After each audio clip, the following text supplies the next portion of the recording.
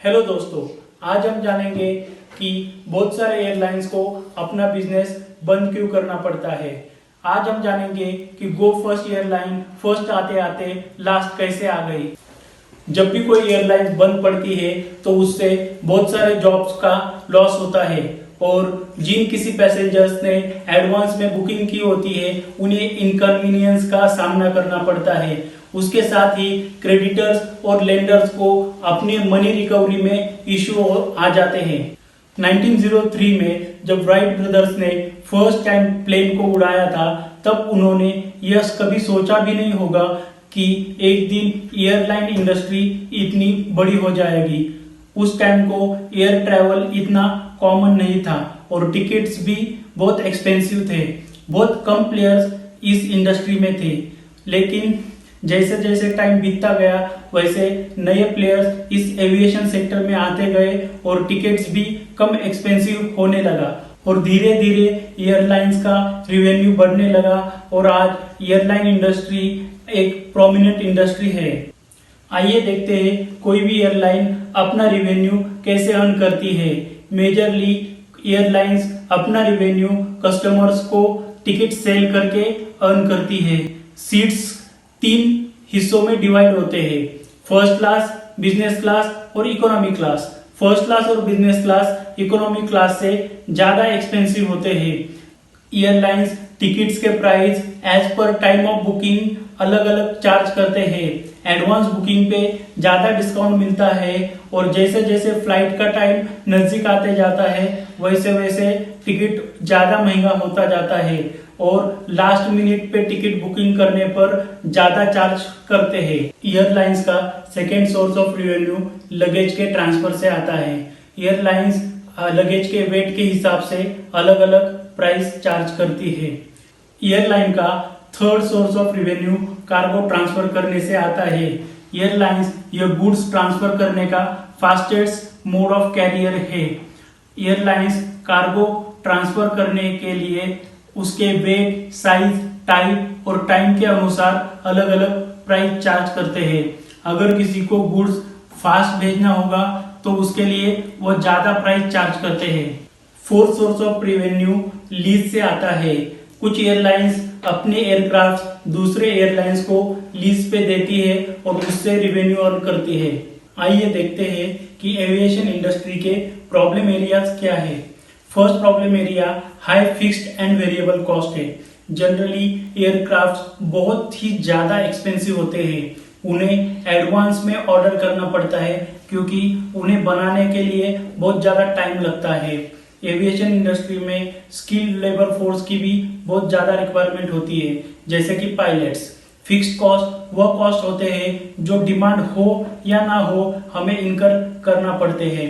लो demand में भी हमें lease rental, staff salary, bank installments देने ही पड़ते हैं।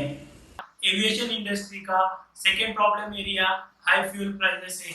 एयरलाइंस की सबसे बड़ी operating cost aviation turbine fuel की होती है। इंटरनेशनल मार्केट में फ्यूल प्राइस हमेशा फ्लक्चुएट होते हैं, जिसकी वजह से कॉस्ट कंट्रोल करना बहुत ज्यादा मुश्किल होता है। Third problem area stiff competition है। बहुत सारे एयरलाइंस इस बिजनेस में आने के वजह से मार्केट कॉम्पिटिटिव बन गया है। कॉम्पिटिटिव मार्केट में कस्टमर प्राइस को डिटरमाइन करता है। इंडियन कस्टमर्स बहुत ज्यादा प्राइस सेंसिटिव है, वो हमेशा लो टिकट्स को प्रेफर करते हैं, इसलिए एयरलाइंस अपने टिकट्स को बढ़ा नहीं सकते। इसलिए कॉस्ट कंट्रोल करना ही प्रॉफिटेबल होने का एक रास्ता है। फोर्थ प्रॉब्लम एरिया डॉलर की फ्लक्चुएटिंग प्राइस है। किसी भी एयरलाइन को एयरक्राफ्ट की purchase price, fuel cost, lease repayment dollar में करना पड़ता है। अगर रुपीज की वैल्यू डॉलर के मुकाबले में कम हो जाए तो एयरलाइंस का कॉस्ट बढ़ जाता है। Fifth problem area unpredictable events है। किसी भी कंट्री में अगर पॉलिटिकल इंस्टेबिलिटी, रायोट्स या नेचुरल डिजास्टर हो जाए तो उसका निगेटिव इफेक्ट पैसेंजर पे पड़ता है और उसके पैसेंजर की डिमांड कम हो जाती है। Six problem area time slot की अवेलेबिलिटी है। किसी भी एयरलाइन को वो टाइम स्लॉट्स मिलना बहुत जरूरी है जब पैसेंजर की ट्रैफिक ज्यादा होती है। इससे उनकी डिमांड बढ़ जाती है और वह प्रॉफिट में आ जाते हैं। आइए देखते हैं गो फर्स्ट एयरलाइन के साथ क्या हुआ। नवंबर 2005 में वाडिया ग्रुप ने गो एयर नाम से एयरलाइंस को रजिस्टर किया। इसका main purpose low cost airline service provide करना था। फरवरी 2016 में यह 5th largest carrier with 8% market share India में बन गई। 2020 में यह इनिशियल पब्लिक ऑफरिंग यानी आईपीओ भी लाने वाले थे। मई 2021 में गो एयर का रिब्रांडिंग गो फर्स्ट ऐसे किया गया था। लेकिन ऐसा क्या हुआ कि 2023 में गो फर्स्ट को नेशनल कंपनी लॉ ट्रिब्यूनल के आगे वॉलंटरी बैंक्रप्सी के लिए अप्लाई करना पड़ा। उन्हें अपने फ्लाइट्स को कैंसिल करना पड़ा और जिसके वजह से पैसेंजर्स को इनकन्वीनियंस हुआ, जिसका मेन रीजन एयरक्राफ्ट्स के फॉल्टी इंजन थे।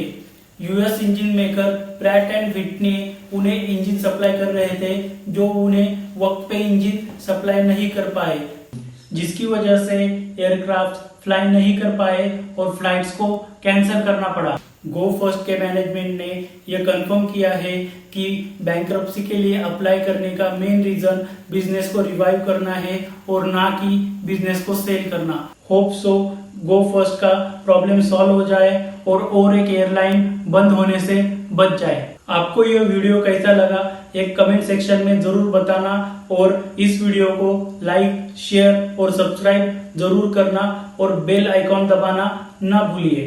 Thank you.